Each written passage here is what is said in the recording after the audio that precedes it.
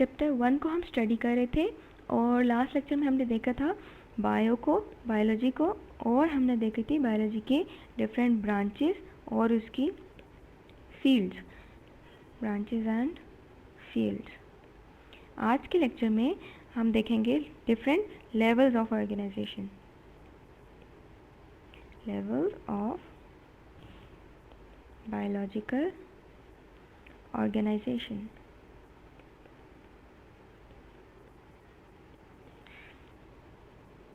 Biological organisation से क्या मतलब है? बायोलॉजिकल ऑर्गेनाइजेशन का ये मतलब है कि biological means living organism, living things, और ऑर्गेनाइजेशन का मतलब ये है कि मेकअप से मुराद ये है कि लिविंग ऑर्गेनिज्म किन चीज़ों से मिलके बनी होती हैं, वो क्या कंपोनेंट्स हैं, वो क्या चीज़ें हैं जिनसे लिविंग ऑर्गेनिजम्स मिलके बने हुए हैं। तो जब हमने लिविंग ऑर्गेनिजम्स की ऑर्गेनाइजेशन को स्टडी करना है, हम उसे लेवल्स के अंदर स्टडी करते हैं। हम उसको एक ही दफ़ा में इकट्ठा स्टडी नहीं कर सकते बिकॉज ये बहुत वाइड टॉपिक है। तो हम डिफरेंट लेवल्स बना लेते हैं। लेवल्स का मतलब है हम डिफरेंट स्टेजेस बना लेते हैं और उन स्टेजेस को स्टडी करते हैं वन बाय वन, और फिर हम कहते हैं ये बायोलॉजिकल ऑर्गेनाइजेशन है। सबसे पहले हम सिंपल चीज़ों को देख लेते हैं। जितने भी हमने अपनी पिछली क्लासेस में पढ़ा था कि जितने भी लिविंग ऑर्गेनिजम्स हैं, नॉन लिविंग ऑर्गेनिजम्स हैं, हर चीज़ है, एवरीथिंग, हर चीज़ से जो है वो एटम से मिलके बनी होती है। Everything is composed of atoms.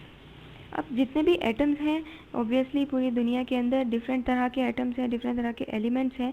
Total जो दुनिया में नेचुरली अकरिंग एलिमेंट्स हैं वो 92 हैं।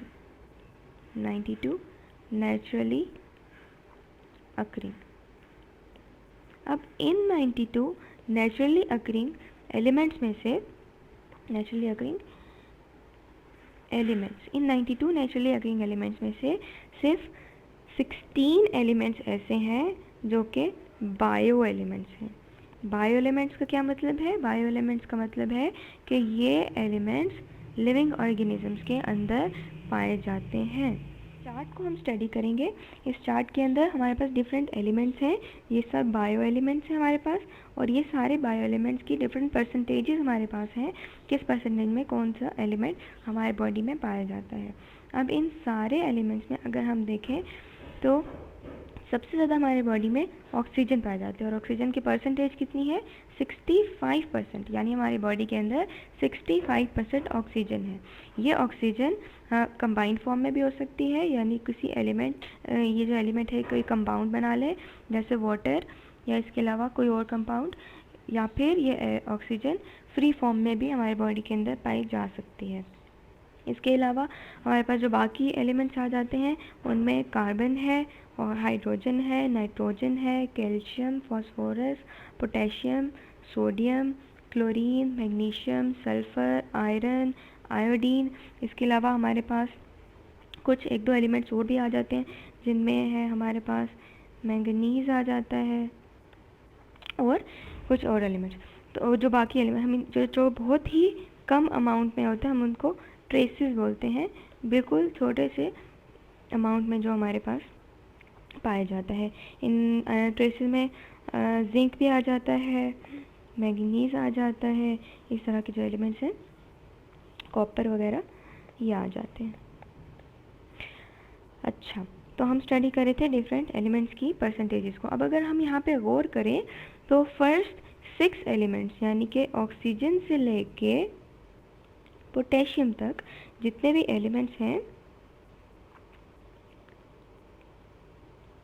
फॉस्फोरस तक, ऑक्सीजन से लेके फॉस्फोरस तक के जो एलिमेंट्स हैं, ये हमारे बॉडी के 99%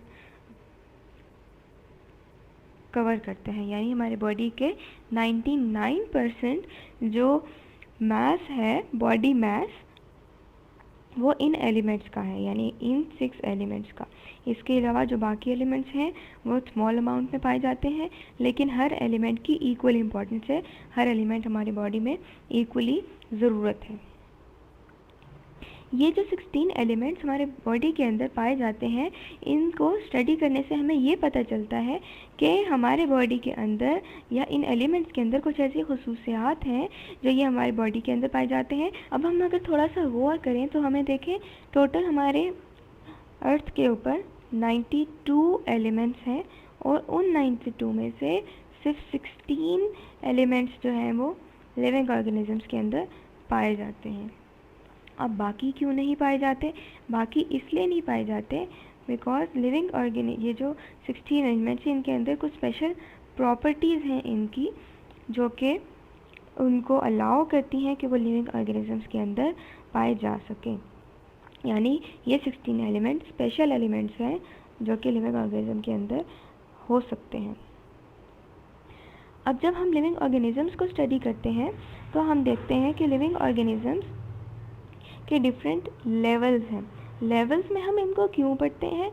लेवल्स में हम इसलिए पढ़ते हैं बिकॉज लिविंग ऑर्गेनिजम्स बहुत कम्प्लेक्स होते हैं। लिविंग ऑर्गेनिजम्स बहुत कम्प्लेक्स होते हैं, इनकी बॉडी बहुत कम्प्लेक्स है। फिर हम जब इनको स्टडी करने लगते हैं तो हमें हर तरह के पर्सपेक्टिव में देखना है, हमें इनके फिज़िकल फीचर्स को देखना है, फिज़िकली देखना है, और फिर हमने इनके फंक्शंस वगैरह को देखना है, क्या फंक्शंस हैं। फिर अब हम लोगों ने डिफरेंट बायोलॉजी के फील्ड्स पढ़ी थी, उनमें हमने देखा था ये कम्युनिटी लेवल पे किस तरह से एक्ट करते हैं, इनके सेलुलर मॉलिक्यूलर लेवल पे किस तरह से है। इसी तरह फिर जब हमने देखा कुछ फ्रेश वाटर हैं, कुछ मेरीन हैं, कुछ जैसे ह्यूमन बींग्स हैं, हम उनको अलग से स्टडी करते हैं। तो डिफरेंट लेवल्स हैं हमारे पास, डिफरेंट ऑर्गेनाइजेशन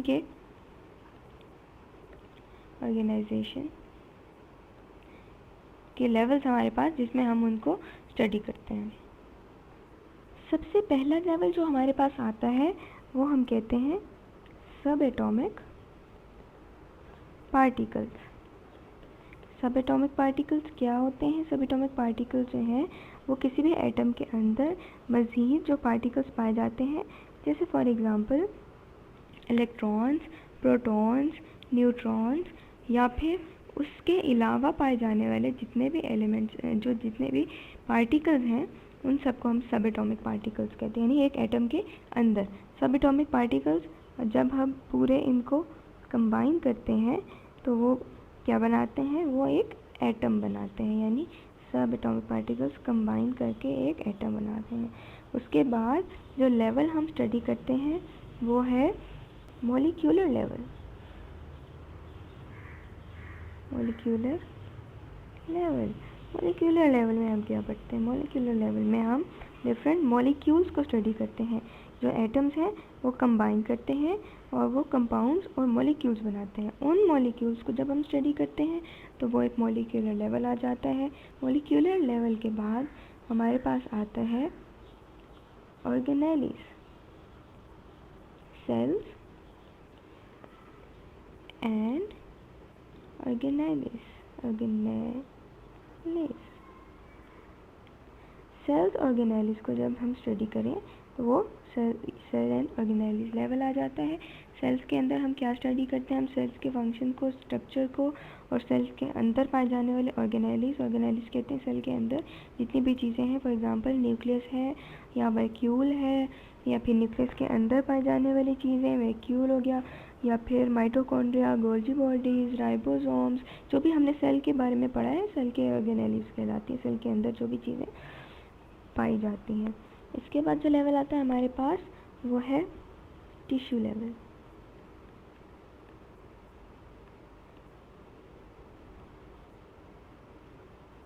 टिश्यू लेवल क्या है?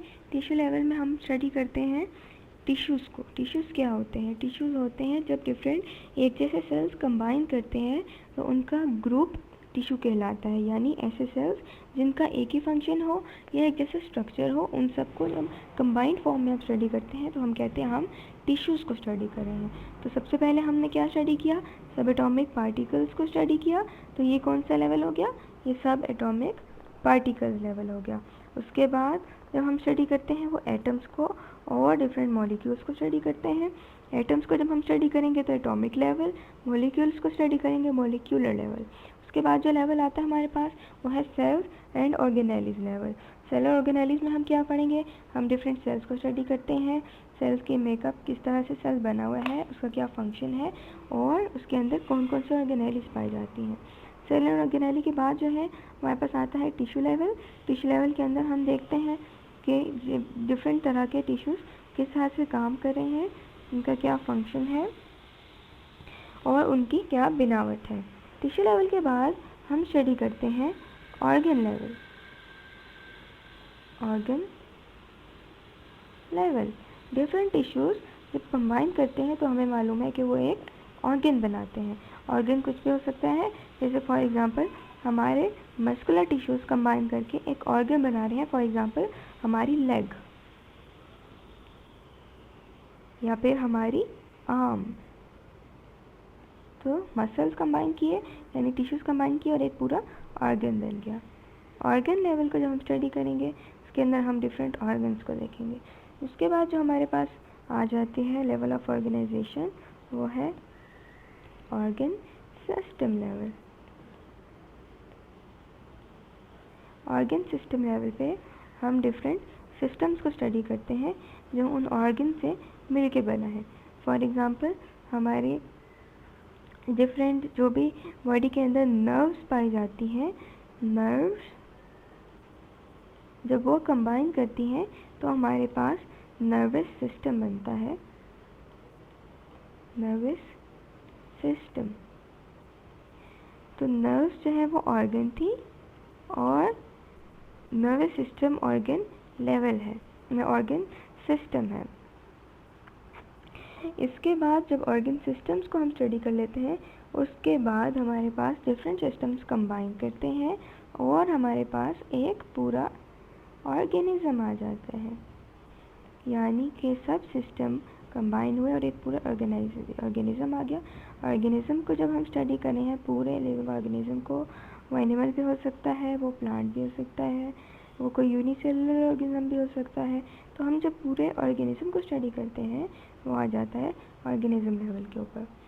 ऑर्गेनिज्म लेवल के बाद जो नेक्स्ट हमारे पास आते हैं उसे हम कहते हैं स्पीशी।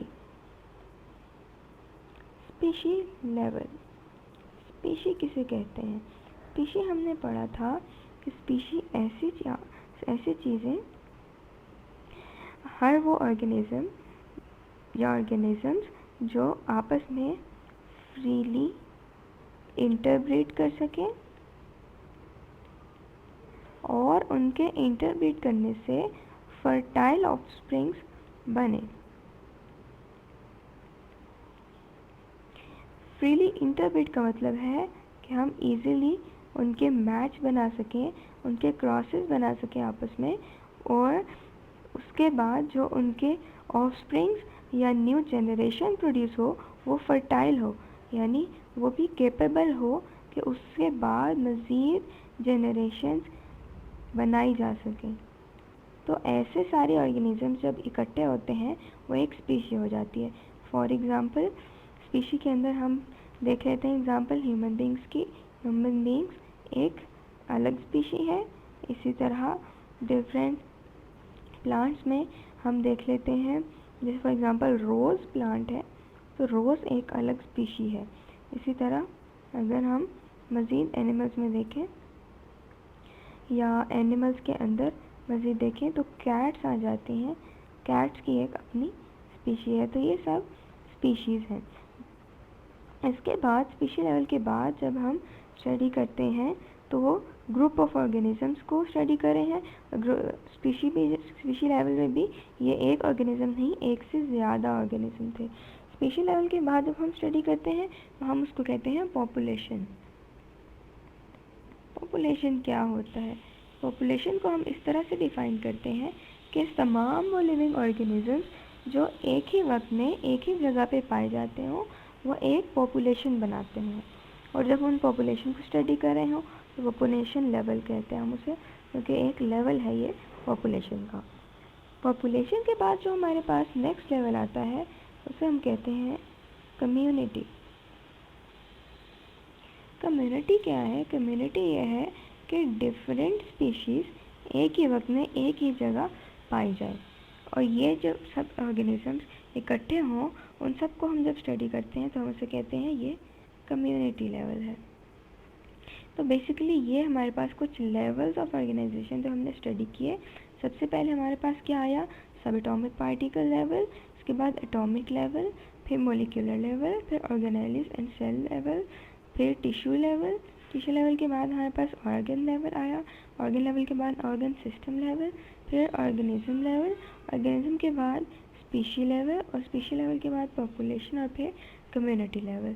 और डिफरेंट कम्युनिटी जब कंबाइन होती है उसके बाद एक जो सबसे बड़ा लेवल आता है हमारे पास, जिसमें ओवरऑल ये सारी चीज़ें आ जाती हैं, उसे हम कहते हैं बायोस्फीयर।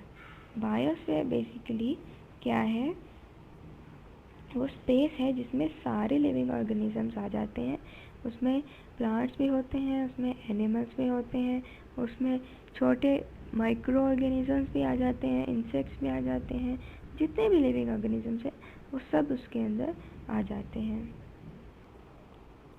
एक डायग्राम अगर हम देखें तो इससे हमारे थोड़ा सा क्लियर होगा कि लिविंग ऑर्गेनिज्म किस तरह से किन किन लेवल्स पे होते हैं। अब ये डिफरेंट लेवल्स यहाँ पे डिफाइन हुए हैं। जैसे सबसे पहले हमारे पास है मॉलिक्यूलर लेवल। मॉलिक्यूलर लेवल में आप देख सकते हैं, इन मॉलिक्यूलर लेवल में हमने एटॉमिक और सब एटॉमिक जो लेवल था वो भी कंबाइन हो चुका है। इसमें ग्रुप ऑफ एटम्स को स्टडी कर रहे हैं हम यहाँ पे। जैसे फॉर एग्जांपल ये ग्रुप ऑफ एटम्स है जिसमें वाटर मॉलिक्यूल बन गया है। इसी तरह ये डीएनए बना हुआ है, डीऑक्सीराइबोन्यूक्लिक एसिड, जो कि हमारे जीन्स जिसके ऊपर होती हैं। इसके बाद मॉलिक्यूलर के बाद सेलुलर लेवल आ जाता है। सेलुलर लेवल पे हम सेल्स को स्टडी करते हैं। जैसे हमारे पास एक नर्व सेल बनाया हुआ है।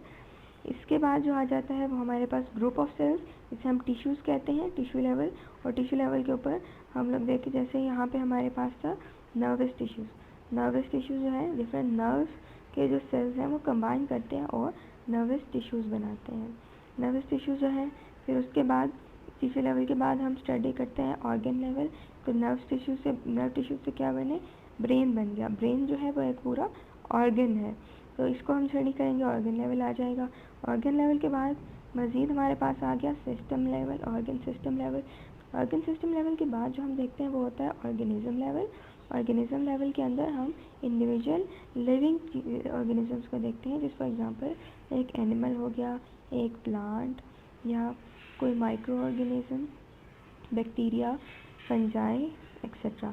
जब एक पूरे ऑर्गेनिज्म को स्टडी कर रहे हैं ऑर्गेनिज्म लेवल आ जाता है। उसके बाद जो नेक्स्ट लेवल हमारे पास वो है पॉपुलेशन।